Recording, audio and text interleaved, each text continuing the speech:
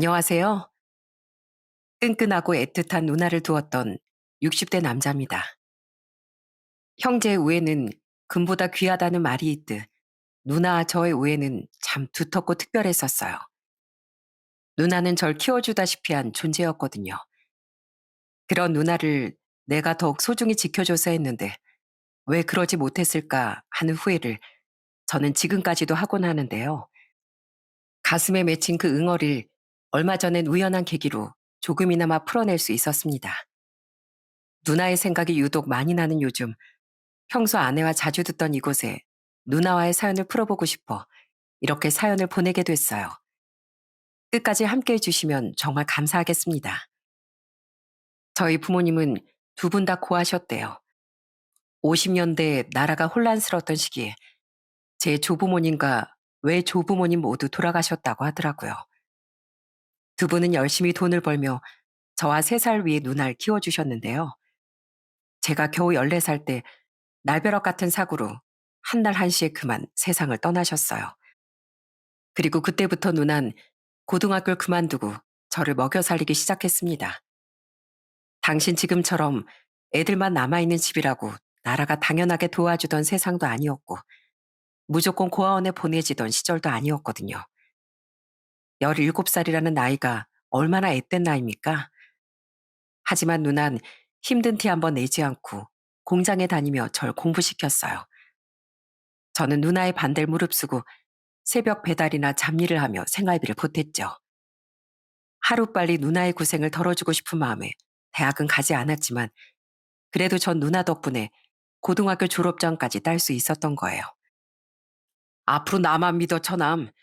처남 누난 앞으로 내가 왕비마마처럼 극진히 모시고 살 테니까. 누난 제가 27살 때 시집을 갔는데요.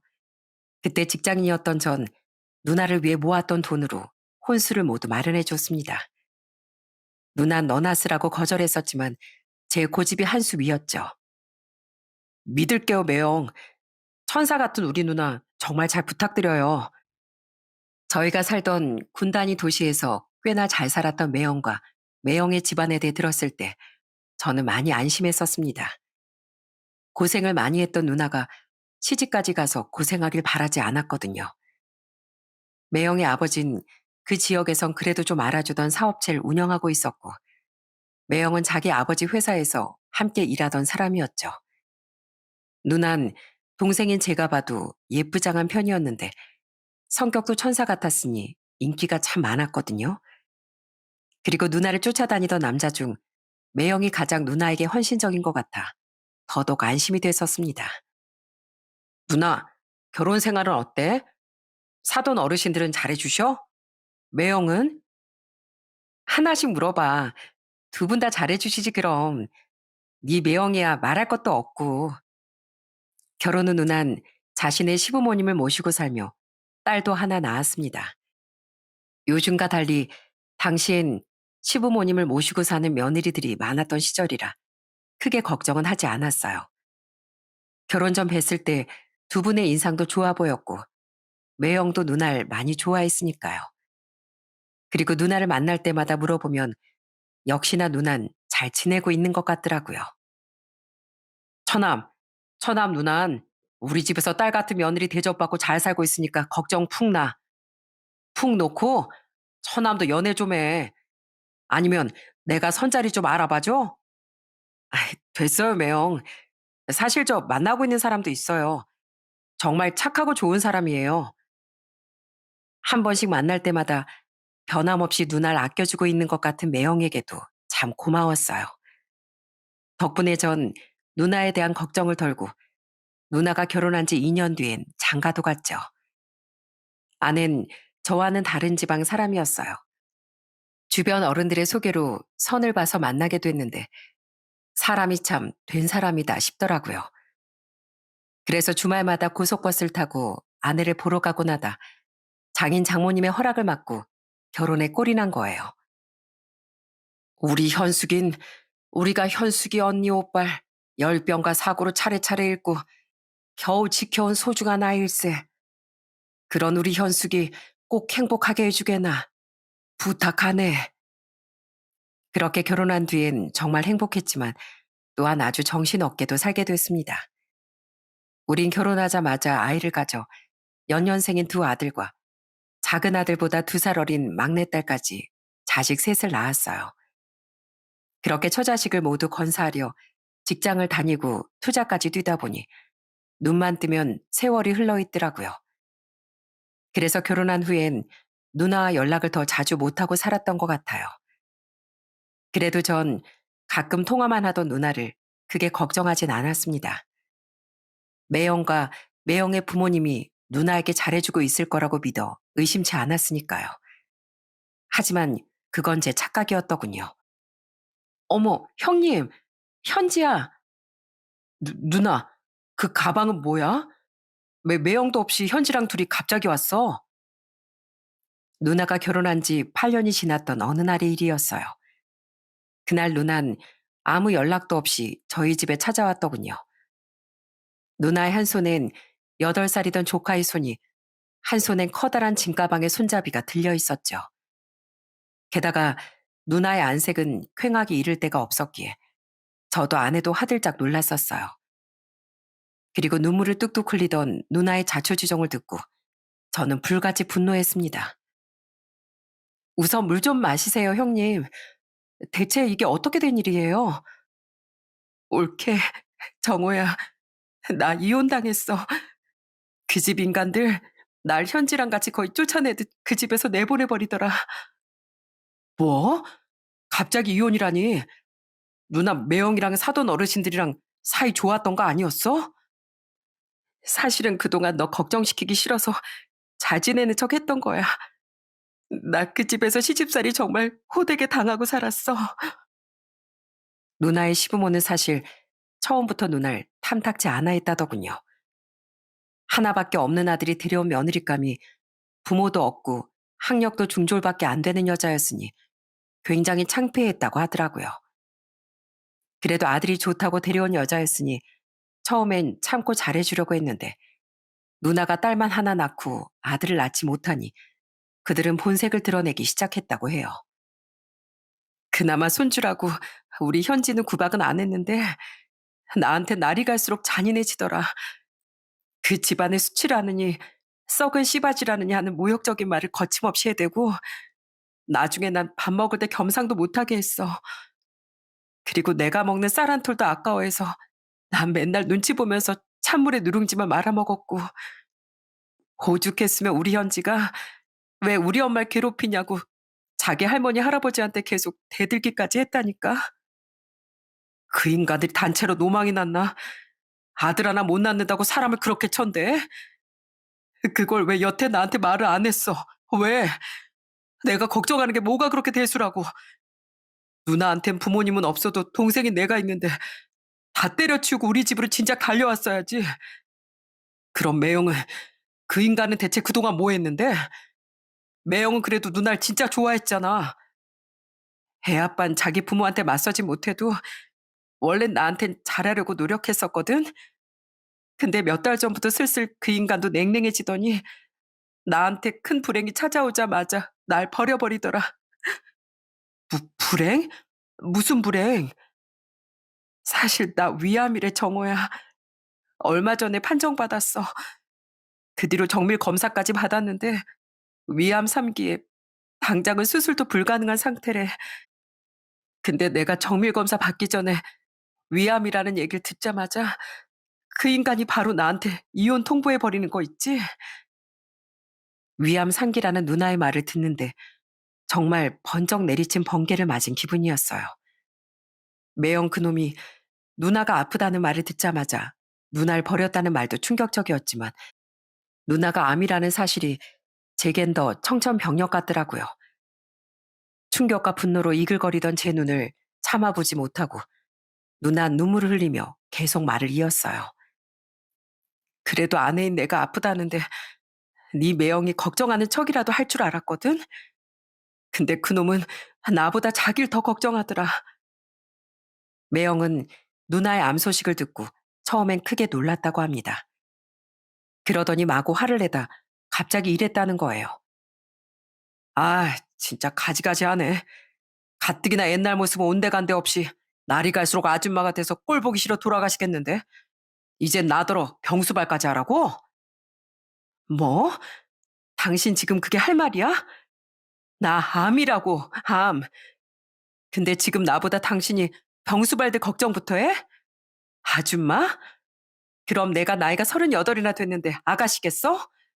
당신은 나보다 나이도 더 많잖아. 난 재력이라도 있지.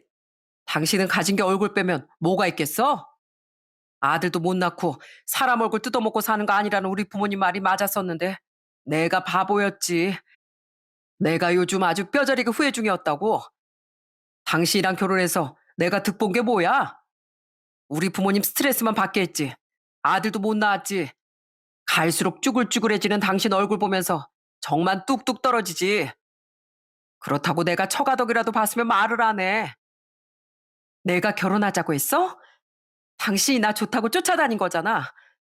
그리고 내가 이 집 와서 당신 부모님 구박 다 견디면서도 두 분을 얼마나 지극정성으로 모셨는데 아무리 날 싫어하셔도 시부모님도 부모님이라고 생각하면서 근데 어떻게 나한테 이럴 수가 있어? 아이 몰라 몰라. 아무튼 난 안 그래도 요즘 당신이랑 결혼한 거 후회 중이었고 그런 당신 병수발까진 절대 못 들어. 암이면 투병 기간이 얼마나 길어질지도 모를 병인데 내가 왜? 난 이제 당신한테 남은 정도 없으니까 우리 깔끔하게 갈라서자. 애가 없어야 재혼도 더 수월할 테니까 현지도 당신이 데리고 나가. 나가서 투병을 하든 말든 알아서 해. 누나에게 그놈이 했다는 말을 듣는데 피가 거꾸로 솟는 기분이더군요. 이놈이 철석같이 믿고 있었더니 저희 누나를 마음고생시킨 거로도 모자라 누나를 내쫓기까지 했다는 것이요. 심지어 그놈의 부모도 그놈이 이혼한다고 하니 얼씨구나 하며 함께 누나를 내쫓았다고 하더라고요. 그래, 여태 제일 공짜로 먹여주고 입혀준 게 몇 년인데 우리가 병원비까지 대줘야 하니? 빠르게 잘 결정했다. 좀 시간이 걸리긴 했지만 역시 정신 차려줬구나 우리 아들. 예, 맨날 지 엄마 편 만드는 네 딸도 우리가 맡아서 키울 생각 전혀 없으니까 행여나 두고 갈 생각 절대 하지 말거라. 알았어? 세상에 이런 악마 같은 인간들이 어디 있단 말입니까? 심지어 그들은 이혼당한 누나에게 위자료도 재산 분할도 심지어 조카 양육비까지 한 푼도 안 주고 내쫓은 거라고 하더군요. 지금이야 법적 도움을 받기가 쉬운 세상이지만 당시만 해도 세상 물정을 모르는 여자가 맨몸으로 쫓겨나는 일은 드물진 않았었잖아요. 고등학교도 나오지 못한 누난 그렇게 억울하게 조카 쫓겨나 저희 집으로 왔던 거예요. 애초에 다 그딴 집안 인간들을 참고 살아서 그런 병에 걸린 거 아니야. 이런 말해서 미안한데 너무 속상해서 그래 누나. 왜 진작 나한테 말을 안 했어? 내가 그렇게 못 믿어왔어? 바보같이 그걸 왜 참고 살았냐고. 우리 현지 아빠 없는 애로 만들고 싶지 않았어. 너도 알잖아. 부모 없는 애가 아무 이유도 없이 얼마나 많은 손가락질을 받고 살아야 하는지. 그리고 차라리 아빠는 있고 엄마는 없는 애가 낫지. 아빠 없는 애들은 또 얼마나 무실당하니? 그래서 난 우리 딸만큼은 내가 좀 참더라도 엄마 아빠 다 있는 평범한 애로 키우고 싶었어. 그리고 내가 그 집에서 먼저 나왔다고 한들 아무것도 없는 내가 현지랑 어디로 가서 살았겠니? 이젠 너도 결혼해서 가정이 있는데 난 너무 무서웠어. 남들도 다 이러고 산다고 하니까 그냥 꾹 참고 견뎠던 거라고. 여보, 형님한테도 그만한 이유가 있으셨다잖아.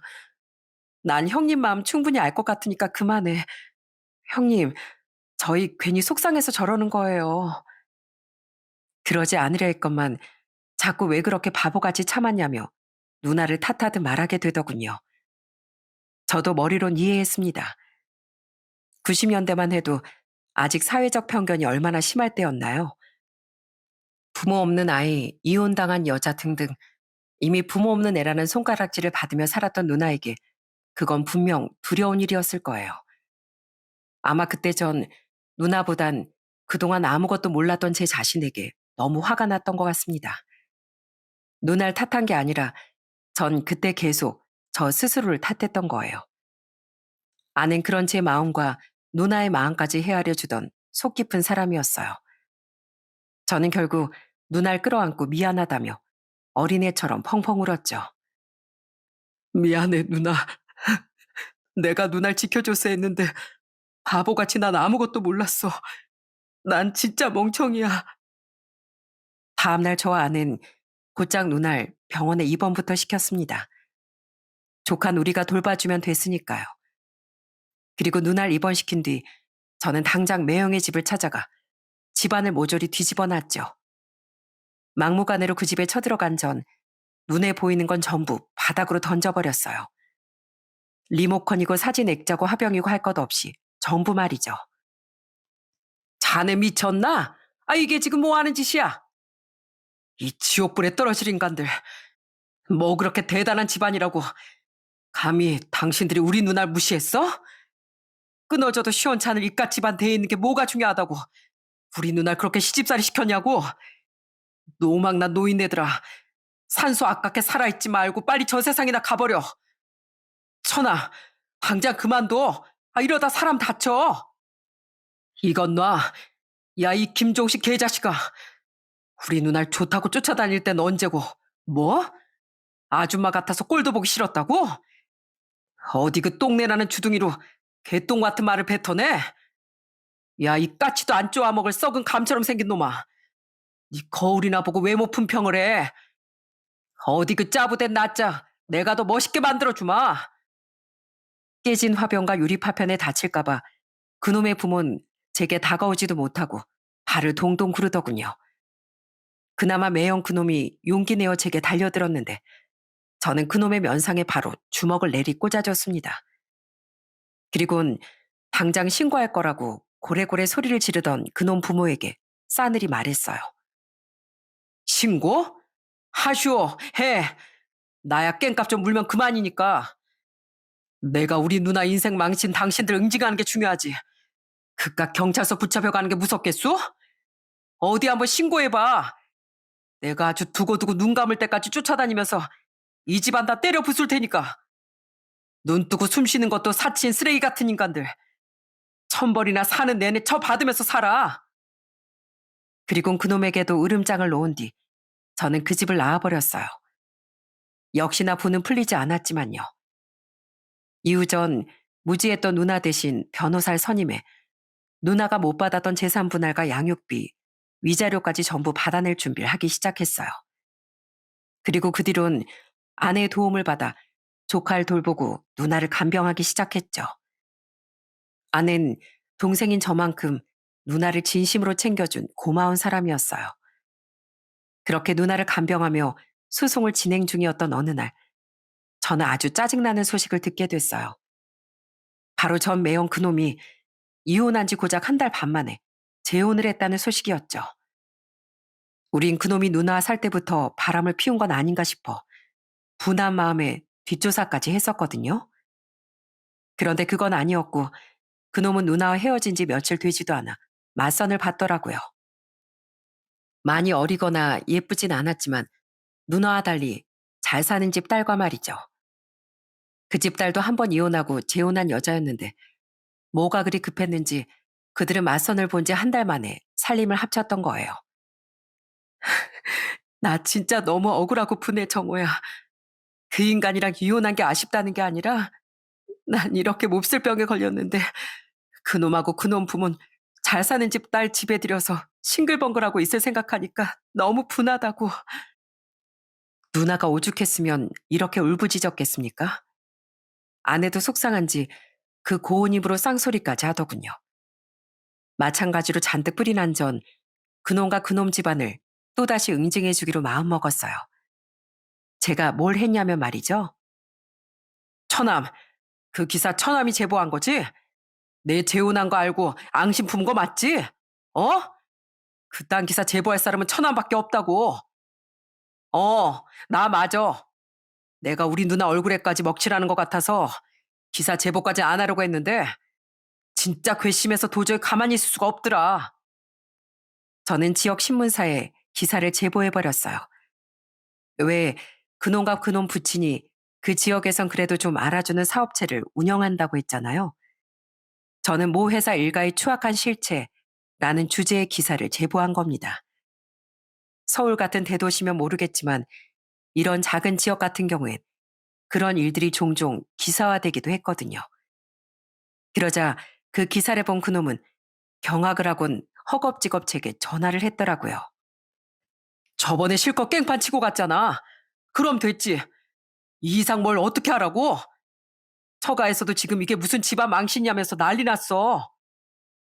아, 그래? 잘 됐네.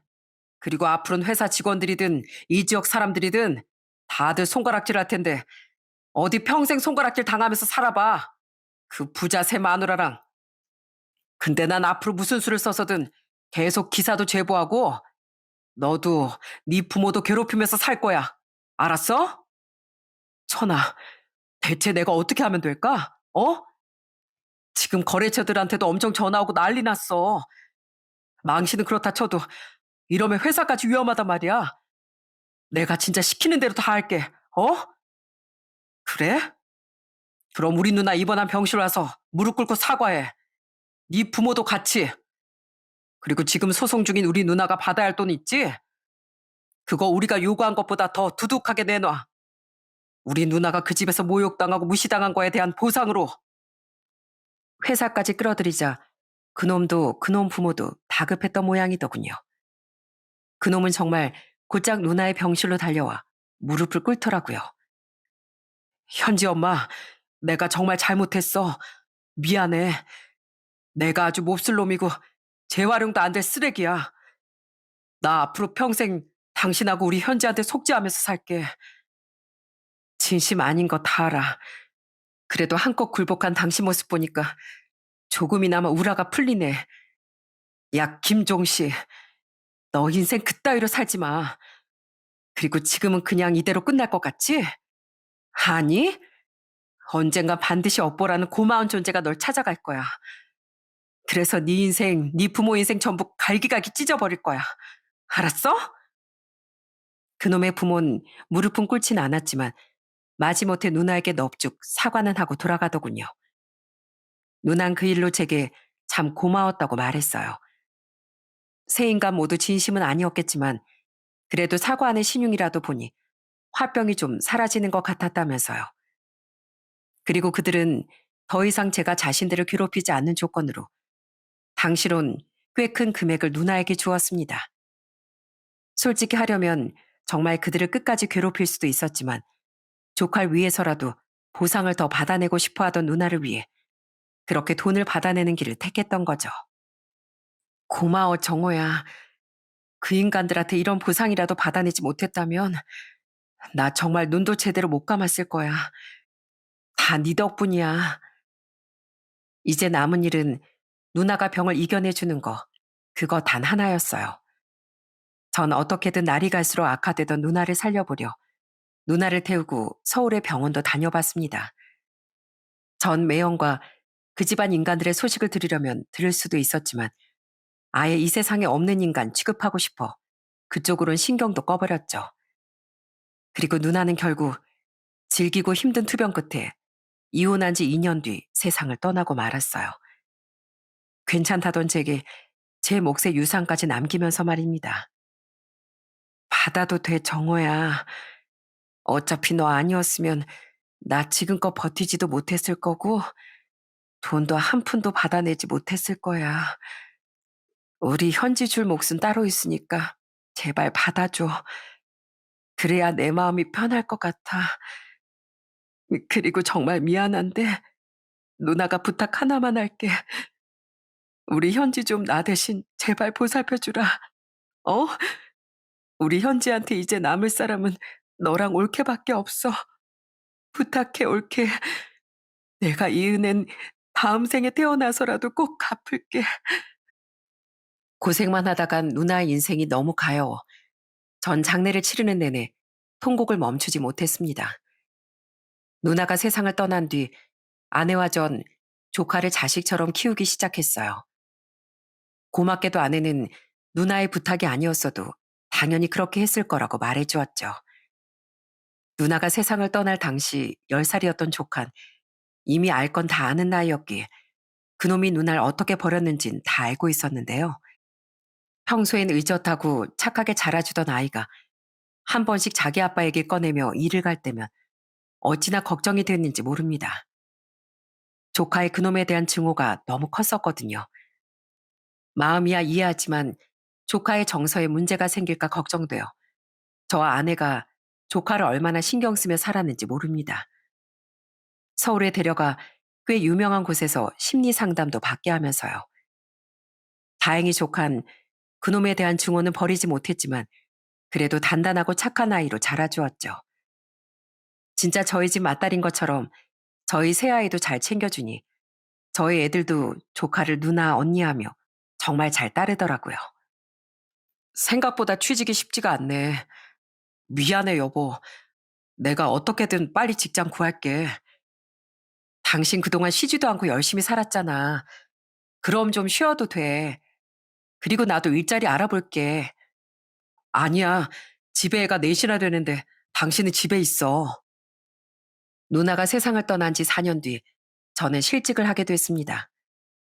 잘 다니고 있던 회사가 부도가 났거든요. 그런데 이젠 나이도 40이 넘었다 보니 생각보다 전 회사만큼 연봉을 받을 수 있는 직장엔 취업이 잘 안 되더라고요.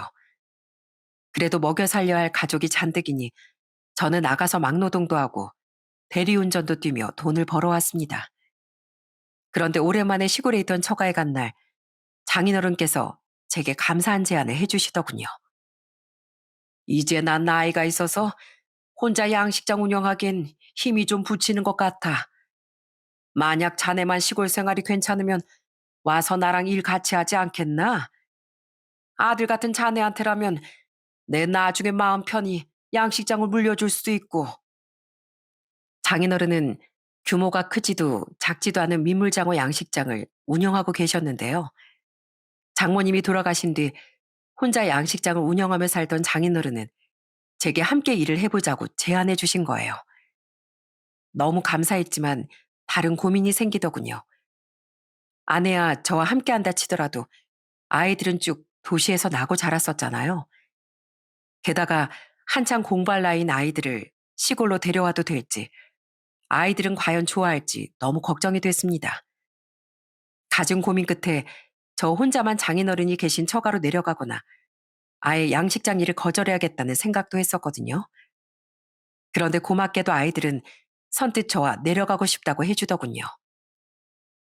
전 아버지랑 사는 게 좋아요. 외할아버지도 좋고요. 아싸, 외갓집 가서 살면 누렁이랑 매일매일 산책 가야지. 저도 외삼촌이랑 같이 갈래요. 공부야 어디서든 하면 되지만 가족이랑 떨어지면 외롭잖아요.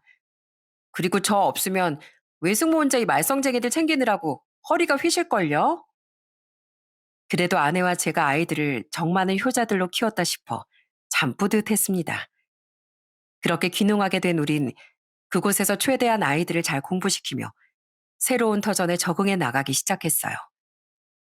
물론 아낸 그곳이 고향이었으니 사실 저와 아이들만 적응하면 되는 거였지만요. 우린 우리가 살던 집을 판 돈과 장인어른의 돈을 조금 보태 대식구가 살기 충분한 넓고 깨끗한 주택도 지었죠. 낡은 원래 처갓집은 허물고서요. 정말 고생하면서 키웠는데 아깝고 불쌍해서 어떡해요, 장인어른. 울지 말게. 아이, 자넨 참 마음이 여려.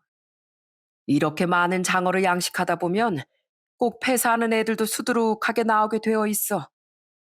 그러니까 정 아깝고 마음 아프면 열심히 배워서 하나라도 덜 폐사시킬 생각을 하면 돼. 잘하고 있어, 자네. 난생 처음 해본 양식장에서의 육체 노동은 정말 힘들더라고요. 저보다 마르고 키도 작으신 장인어른이 이 고된 일을 어떻게 그렇게 오래 해오셨을까 싶었죠. 저는 답답할 땐데 화 한 번 내지 않고 제게 일을 가르쳐 주시던 장인어른에게 너무 감사했어요. 무엇보다 저희 누나의 딸인 조칼, 친손주처럼 아껴주시는 모습에 때론 감동의 눈물이 고이기도 했습니다. 원래도 장인어른을 참 좋아했던 전 그곳에서 오래오래 장인어른을 모시고 살고 싶었어요. 하지만 장인어른은 겨우 3년 뒤에 세상을 떠나시고 말았죠. 여보, 그러다 몸 상하겠어. 좀 쉬엄쉬엄해. 장인어른을 잃은 슬픔을 잊기 위해서였을까요? 장인어른이 돌아가신 뒤 저는 양식장 일을 전보다 훨씬 열심히 하기 시작했습니다. 그리고 그 노력 덕분인지 나중엔 양식장도 좀 더 크게 넓힐 수 있었죠. 저는 양식장을 운영하며 모은 돈으로 조카부터 시작해 차례로 아이들 대학 학비도 모두 수월하게 대줄 수 있었어요. 그만큼 양식장이 날로 번창했거든요. 또 미성년자던 조카 대신에 저와 아내가 관리하고 있던 조카 몫의 누나의 유산은 조카가 20살이 되자 고스란히 돌려주었습니다. 그 돈으로 자신의 등록금은 알아서 내겠다는 조카의 고집을 꺾으면서요. 그렇게 몸은 고됐지만 착하게 자라준 아이들이 하나둘 도시로 나가 성장하는 모습을 보니 이루 말할 수 없는 뿌듯함이 제 삶을 감쌌죠. 형님, 인력사무소에서 새 인물 보냈는데 여기 이력서 확인해 보세요. 저 사람이에요. 그렇게 누나가 세상을 떠난 지 28년 뒤 어느 날이었습니다. 그날 전 아주 기가 막힌 우연을 마주치게 됐어요. 제법 규모가 커진 양식장의 일로 저는 바쁠 때마다 인력사무소에 사람을 요청했었거든요. 그리곤 기간은 때에 따라 달랐지만 일을 맡기는 동안 따로 마련해둔 숙소와 식사도 제공하곤 했죠. 요즘 시골엔 양식장 일을 거들겠다는 사람을 여럿이 구하긴 정말 힘들었거든요. 그날 전 잠시 화장실에 다녀왔는데 그 사이 쭉 제 일을 도와주고 있던 동네 동생이 새 인부의 이력서를 건네주더군요. 원래 이력서 같은 건 받지 않았었는데 한 번 너무 이상한 사람을 들였다가 피해를 본 후론 저는 번거롭더라도 인력사무소 사장에게 이력서를 낼 수 있는 인부만 보내달라고 부탁했었어요. 당시에도 하루 이틀도 아닌 약 한 달 정도 함께 일해야 할 사람이었기에 최소한의 정보는 알아두자 싶어 이력서를 받았던 거고요. 양식장 경험은 없네. 나인 69? 이름이 김종식? 저는 조금 떨어진 곳에서 모자를 눌러쓰고 고개를 숙이고 있던 인부를 살펴보며 이력서를 살폈습니다. 그런데 이력서에 써져 있던 이름이 너무 충격적이더군요. 어떻게 잊겠습니까? 병에 걸린 불쌍한 눈알 매몰차게 버려버렸던 그 쓰레기 이름을요. 네, 그놈은 바로 30년 전 암 걸린 눈알 내쫓았던 전 매형이었어요. 이름만 같았으면야 어떻게 제가 확신을 했겠습니까? 이력서에 붙어있던 사진 속 얼굴을 보니 나이가 들긴 했지만 그놈이 맞더라고요. 저보다 4살 많았던 나이까지 전부 다요. 순간 엄청난 증오가 속에서 끓어오르더군요. 아이러니했던 건 떵떵거리고 다니던 과거와 달리 그놈의 행색이 너무 추레했다는 거였어요. 60대 후반이라기엔 훨씬 들어 보이는 얼굴을 보니 고생도 꽤나 한 것 같고 옷도 완전 누더기고 마르긴 또 왜 이렇게 말랐어? 저놈 쫄딱 망했나? 진짜 천벌을 받은 건가? 그놈이 살던 지역을 떠나온 지 오래됐으니 저는 그놈 집안의 소식은 전혀 몰랐습니다. 딱 봐도 그놈은 정간의 신세가 완전히 바뀐 것 같았어요. 반면 여전히 고개를 비스듬히 숙이고 그놈은 자신의 모자 앞부분에 가려 제 얼굴을 확인하지 못한 것 같았죠. 그놈은 완전히 주눅든 사람처럼 2발자국 정도 제 쪽으로 다가오더니 이렇게 굽신대더군요. 저 사장님, 도시에선 제가 나이가 많아서 이젠 일용직 일에 잘 안 써주더라고요.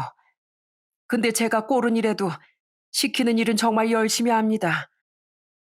제가 지금 집도 없이 여인숙을 떠돌면서 지내는 입장이라 여기서 한 달 정도 숙식을 제공해 준다는 말을 듣고 인력사무소 사장님한테 사정사정했어요.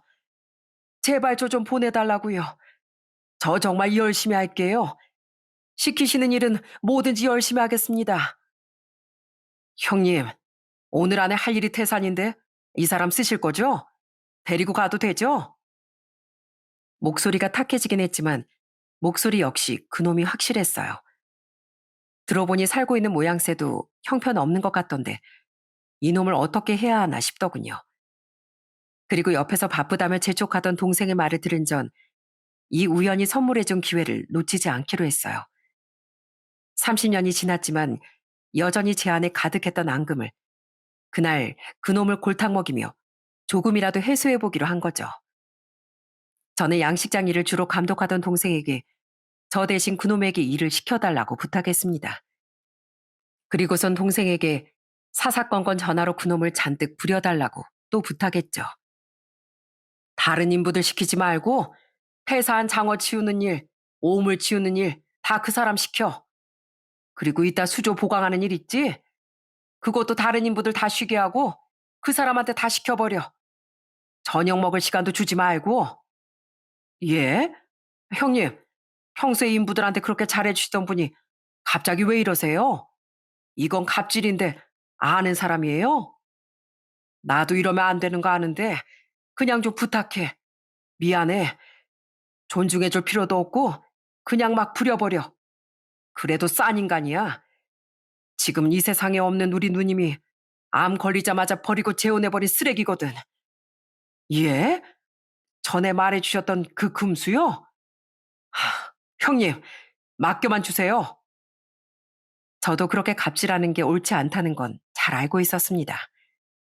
저도 평소엔 다른 곳들보다 인부들에게 훨씬 잘해드렸거든요. 식사도 제 아내가 정말 정성껏 차려드렸었고요. 그런데 그놈을 본 순간 과거 누나가 그놈 부모에게 당했던 시집살이라도 돌려주고 싶다는 충동을 억누를 수가 없더라고요. 그래서 전 진짜 원수 갚는다는 생각으로 그놈을 노예 부리듯 부리려고 했던 거예요. 이봐 김씨, 꿈을 대지 말고 빨리 좀 해. 젊은 애들보다 더 열심히 하겠다며? 확 지금 당장 임금도 안 주고 잘라줘? 예, 예, 죄송합니다. 빨리 하겠습니다. 근데 다른 사람들에 비해 유독 왜 저만 이렇게 힘들게 일을 시키시는지. 당신 생긴 꼬락서니까 마음에 안 드니까. 왜? 당신보다 좀 젊어 보이는 놈한테 이런 취급 당하니까 기분 나빠? 기분 나쁘면 가. 가면 되잖아. 여기 사장님이 나랑 아주 절친한 형님이다 이거야. 내가 여기서 같이 일한 것만 벌써 몇 년인데 내 말이 곧 형님 말이다 이 말이야. 폐사한 장어들 다 치우고 나면 저기 그물도 일일이 혼자 다 풀어. 알았어? 그리고 수조 보강할 벽돌도 저기에 다 쌓아놓고 다 못 끝마치면 오늘 저녁은 못 먹을 줄 알아. 당시 그놈 외에 이미 우리 양식장에서 일주일 정도 일하고 있던 인부들은 그 광경을 의아한 듯 바라보더군요. 그동안 봐왔던 동생의 모습과 너무 달랐으니까요. 저는 아쉬운 것이 많아 불만 한번 제대로 말하지 못하고 부려지던 그놈의 모습을 조금 떨어진 곳에서 쭉 지켜봤습니다. 숙련자도 아니고 초보인 그놈은 손에 익지도 않은 그 힘든 일을 낑낑대며 하고 있었죠. 솔직히 동생이 그놈에게 시킨 일은 절대 하루에 끝낼 수가 없는 일들이었어요. 그걸 알고도 절 대신에 분노해준 동생은 막무가내로 시켜댔던 겁니다. 그렇게 그놈은 다른 인부들이 모두 숙소로 돌아가고 제 동네 동생도 돌아가 버린 뒤에도 혼자 여전히 폐사된 장어를 건지고 있더라고요.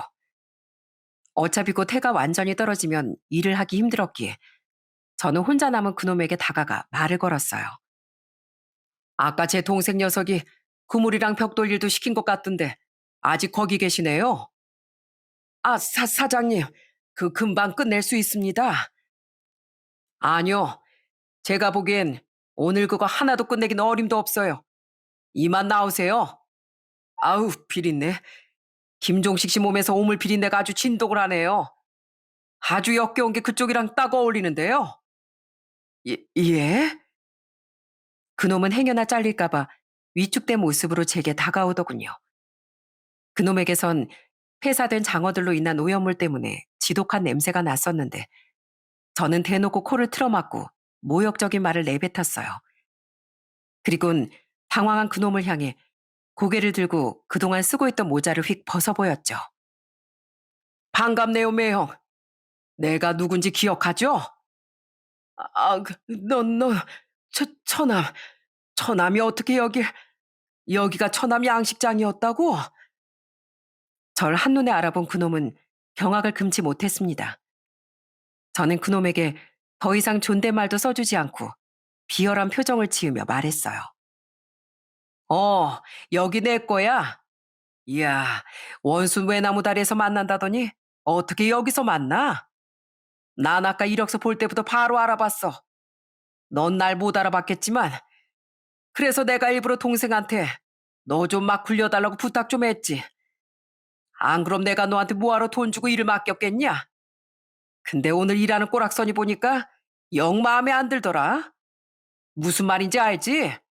넌 해고라고. 오늘 일한 일당은 줄 테니까 이만 돌아가. 전 온몸에 비린내를 풀풀 풍기던 그놈에게 씻지도 말고 곧장 돌아가라고 말했어요. 그놈이 고생하는 꼴은 하루면 충분했지. 그 이상은 지켜볼 가치도 없었거든요. 그런데 그놈은 정말 일이 간절하긴 했는지 울상을 치며 불쌍한 척을 하기 시작했어요. 처남, 공과 사는 구분해야지. 안 그래? 나 진짜 써준다는 데가 없어서 하다 하다 여기까지 오게 된 거야. 게다가 여인숙 잡을 돈도 밥 사 먹을 돈도 거의 다 떨어졌는데 여기 아니면 나 진짜 길바닥에서 자야 돼. 내 일당 반으로 까도 되니까 제발 숙식이라도 하게 해주면 안 될까? 나 진짜 열심히 일할게. 내 몸을 두 배로 갈아 넣으면 갈아 넣었지. 그건 싫거든? 천아, 전에 나한테 보복은 할 대로 다 했었잖아. 그리고 나 이미 천벌도 받을 대로 다 받았어. 우리 아버진 15년 전에 뺑소니로 돌아가셨고 어머니 치매에 걸렸다가 요양원에서 돌아가셨어. 그리고 아버지한테 물려받은 내 사업도 10년 전에 쫄딱 망했단 말이야. 그때 집사람은 바로 나랑 이혼해버리곤 자기 친정으로 가버리더라. 우리 아들까지 데리고 말이야. 그리고 바로 그 다음에 재혼해버리더라고. 그 뒤로 나 일용직만 전전하면서 이렇게 처량하게 살았어. 사업 망하고 나서 잠깐 노름에까지 빠졌다가 집도 절도 다 날려버려서 말이야. 아, 인생 참 웃겨. 안 그래? 아주 니들이 우리 누나한테 한 행동을 고스란히 돌려받았으니 말이야. 천아, 누나한텐 적어도 현지가 있었잖아. 우리 아들은 지금 나랑 만나주지도 않아.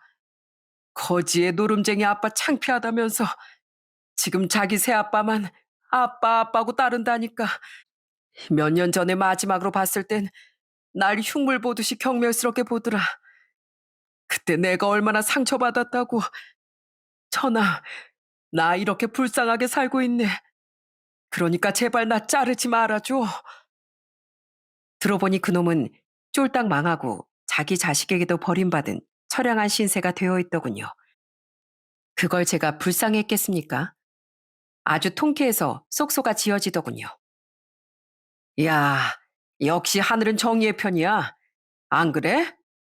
그리고 야, 네가 불쌍해졌든 말든 난 네가 하나도 안 불쌍해. 너 같은 놈한테 속아서 고생만 하다간 우리 누나가 1000배는 더 불쌍하니까. 그리고 자식한테 버림받아서 힘들었다는 놈이 네 자식인 현지가 어떻게 살고 있는지 물어보지도 않냐? 이기적인 자식. 야, 다행히 현지 너 같은 쓰레기 친부 말고 자기 엄마 닮아서 지금 직장도 다니면서 아주 잘 살고 있거든.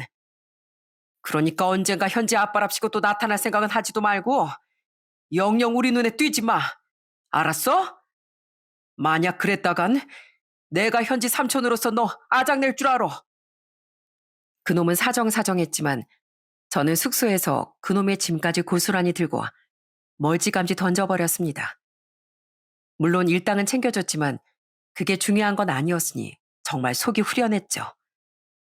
그리고 그날 이야기를 들은 놀란 아내가 차려준 술상에 앉아 동네 동생과 거하게 술을 마셨어요.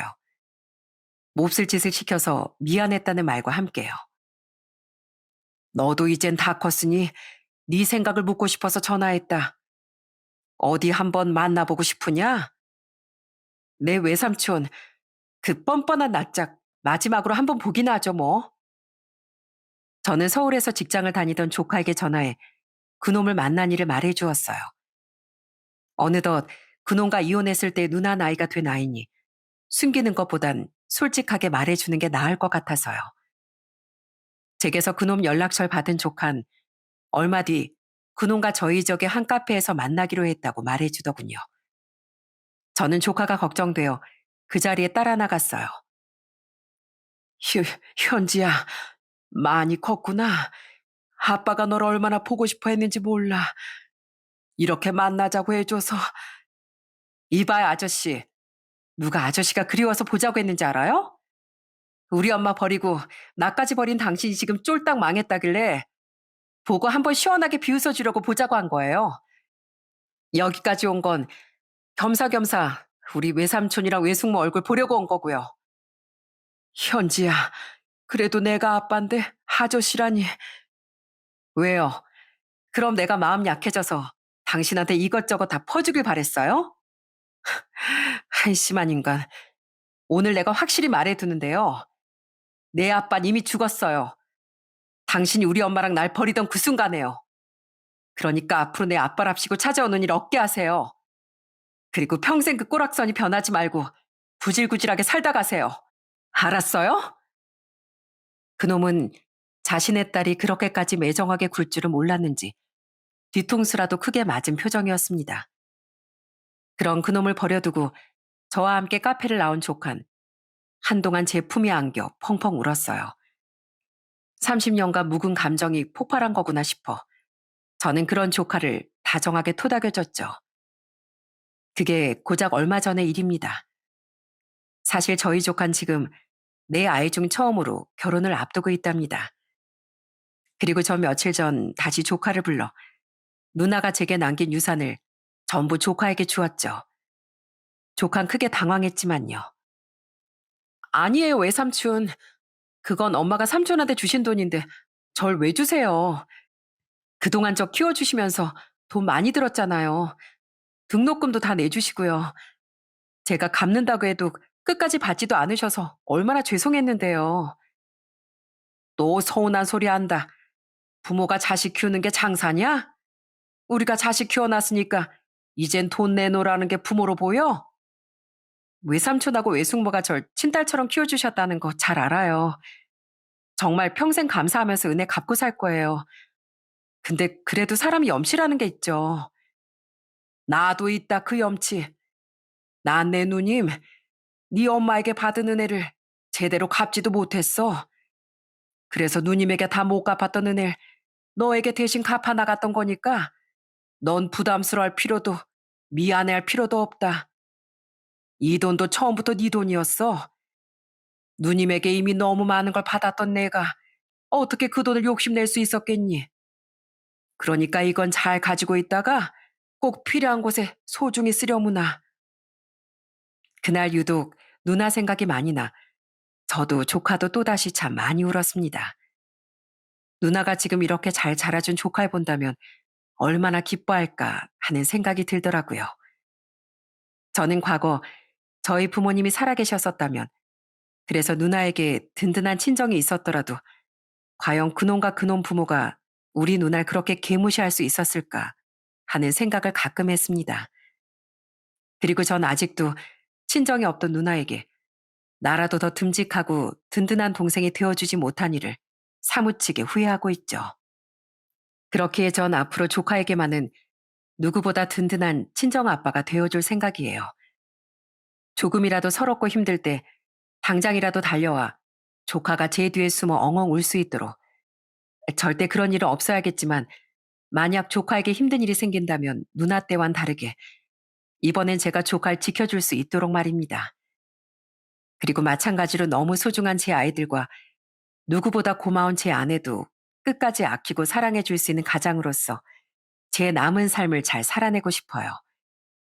여러분, 어디서 본 말인데 업보라는 놈은 아주 음흉하기 짝이 없다더군요. 모든 경우가 그렇진 않겠지만 수많은 업보는 사람의 행복이 커질 때까지 숨죽이고 기다리다가 가장 가슴 벅찬 순간에 나타나 그 사람의 인생을 와장창 깨뜨려 버린다고 하더라고요. 처참한 말로를 살고 있는 제 전 매형이었던 그놈을 보면 알 수 있듯 사람은 죄를 짓곤 끝까지 편하게 살지 못하는 법입니다. 가장 행복한 순간에 나락으로 떨어져 결국 처참한 말로를 맞이하고 싶지 않다면 항상 죄를 경계하고 멀리 하시길 바랍니다. 물론 이곳 시청자 여러분은 그런 어리석은 선택과는 거리가 먼 현명한 분들이시겠지만요. 그럼 전 여기서 이만 인사드리겠습니다. 들어주셔서 감사합니다.